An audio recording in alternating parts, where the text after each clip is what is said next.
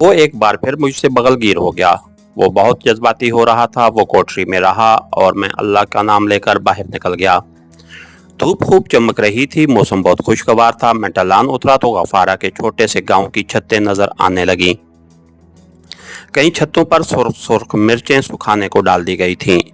आसपास वादी में खूब छाया था। मैं गफारा की हदायत पर अमल करते हुए गांव में दाखिल हुए बगैर उसी के अकब से होकर निकल गया। एक पगडंडी पहाड़ी ढलान पर नीचे जा रही थी। कहीं कहीं चीड़ और चनार के दरख्त आगे उगे हुए थे। मैं बड़े एतमाद के साथ कदम बढ़ाता जा रहा था। माथे पर तलक लगा था, हाथ में वैष्णो माता की माला थी। मेरी शेफ बढ़ आई थी। सोचा था कि बड़े कस्बे नगरपुरी में जाकर दाढ़ी मूंछ और सर मुंडवाऊंगा।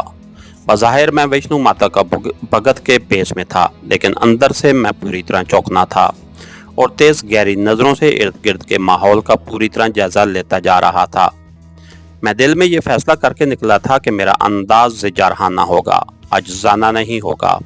उससे पहले कि वो दूसरा मेरे बारे में किसी किस्म के शक व शुबे में पढ़े, मैं अपने जलाली तर्ज कलाम से उसकी ज़ईफ़ और एतकादी पर भरपूर हमला करूँगा।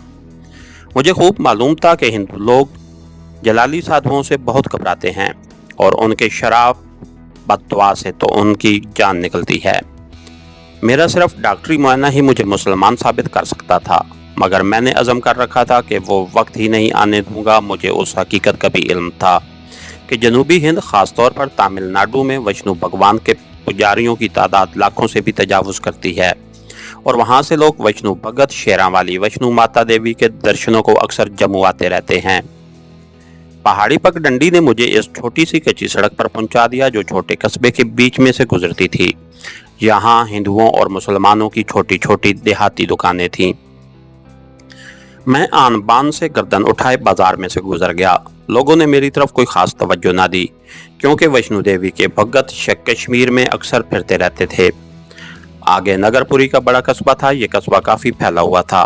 पहाड़ी ढलानों पर ऊपर नीचे कितने ही मकान बने हुए थे। सीढ़ियों की तरह के बेशुमार खेत थे जिनमें चरई और मकई की फसल खड़ी थी। बाजारों में बड़ी रौनक थी। 2 मस्जिदों के गुंबद और एक मंदिर का कलश धूप में चमक रहा था। हुजाम की दुकान को देखकर मैं अंदर दाखिल हो गया। एक कश्मीरी मुसलमान गाहक की शेफ बना रहा था। उसने मुझे हिंदू साधु समझकर कोई अहमियत ना दी और अपने गाहक की शेफ बनाता रहा। दुकान में लगी मक्का और मदीना की तस्वीरों की देखकर साफ पता चल गया कि ये हुजाम मुसलमान है। मैंने भी माता शेरां वाली का जयकारा बुलाने की जरूरत ना समझी, बल्कि नरमी से कहा, बाबा हम गलमर्ग की पहाड़ियों में 15 रात्रियों की तपस्या करके आ रहे हैं। हमारा मुंह सर मोड़ दोगे? कश्मीरी हुजाम ने कुर्सी पर बैठने का इशारा किया।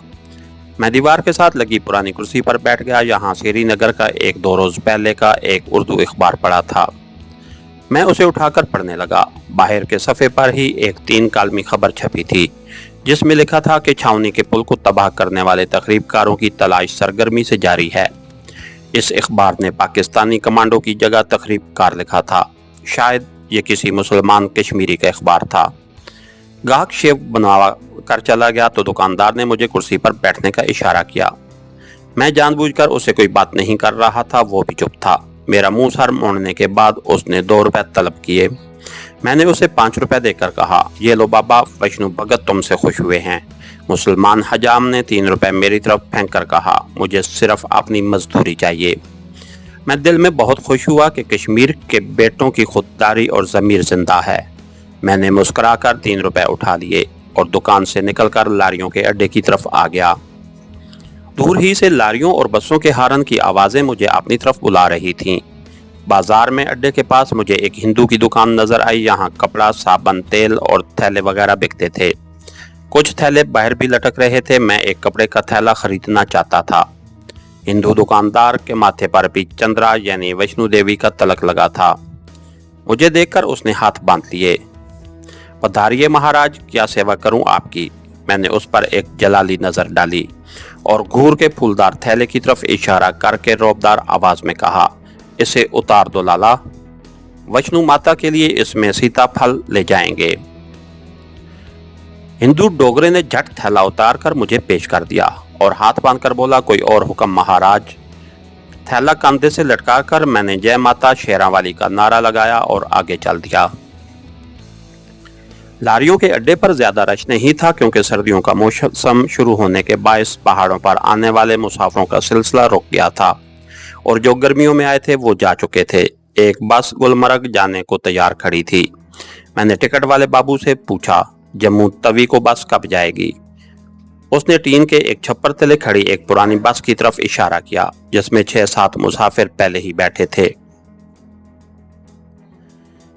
मैं जम्मू शहर का एक टिकट खरीदने लगा तो टिकट बाबू ने कहा, महाराज आप ऐसे ही बैठ जाएं, आपसे टिकट लेकर क्या करेंगे? मैं बगैर टिकट सफर नहीं करना चाहता था, इसलिए हंस कर कहा, माता वैष्णु का भगत हूँ, मुझे वैष्णु पैसे दे दिया करती है। बस में आकर बैठा तो किसी मुसाफिर ने मेरी तरफ ज्यादा ध्यान न दिया। माता वैष्णु के भगत इस इलाके में फिरा ही करते थे। मैं भी यही चाहता था कि मेरी तरफ कोई तवज्जो ना दे।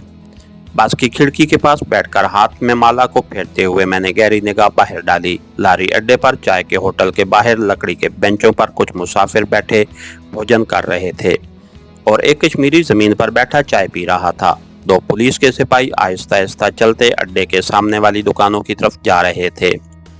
मेरी आंखें किसी CID वाले को तलाश कर रही थीं, मगर वहां कोई CID वाला नजर ना आया। बस में कुछ और मुसाफिर सवार हो गए, उनमें 2-4 डोगरा औरतें भी थीं। मैं चुपचाप बैठा माला जाप कर रहा था। सिख ड्राइवर अपनी पगड़ी ठीक करता अगली सीट पर आकर बैठता हुआ क्लीनर से चलने का पूछा। इतने में अचानक एक तरफ से 3 भारतीय मिलिट्री पुलिस के आदमी निकल आए। मेरे दिल की धड़कन जरा सी तेज हुई लेकिन फिर फौरन ही संभल कर बैठ गया। इन भारतीय फौजियों में 2 सिख और एक डोगरा हिंदू था। डोगरा हिंदू पीछे खड़ा रहा और दोनों सिख फौजी बस में आ गए और एक एक मुसाफिर से पूछ करने लगे कि वो कहाँ से आए हैं और कहाँ जा रहे हैं। मेरी बारी आई तो सिख फौजी मुझे घूर कर देखते हुए बोला, महाराज किधर से आए हो? मैंने माला वाला हाथ ऊपर उठाकर पहाड़ों की तरफ इशारा किया। ऊपर शिवरात्रि के टीले पर तपस्या करके आ रहे हैं।